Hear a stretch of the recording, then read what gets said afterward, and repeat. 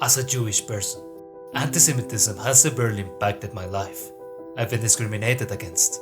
My family has suffered personal attacks on our property, and I have been physically attacked.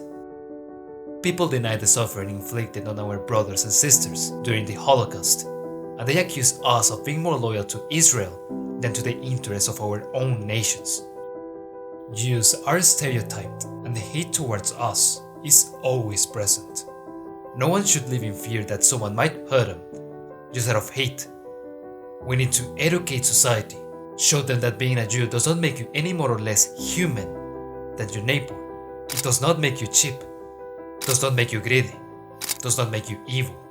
I started attending protests against anti-Semitism, trying to make my voice heard. The only way to combat ignorance is through education.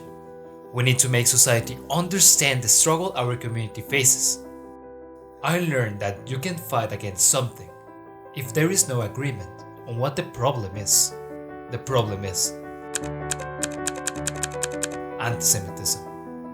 Anti-Semitism, as defined by the International Holocaust Remembrance Alliance, is a certain perception of Jews which may be expressed as hatred toward Jews. Rhetorical and physical manifestations of anti-Semitism are directed toward Jewish or non-Jewish individuals and their property, toward Jewish community institutions and religious facilities. This definition should be adopted by public and private entities, such as universities, governments, and international organizations, as a tool to better understand the problem.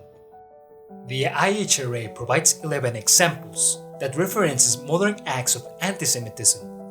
These acts meet all the characteristics of the definition. If society embraces this definition, it will be easier to identify an act of anti-Semitism, thus spotting, stand up, and fight against it.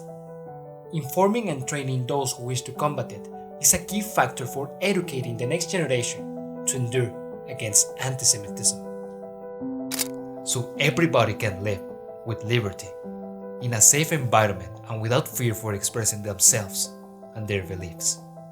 Remember, when we ultimately respect the rights of the other, peace will thrive.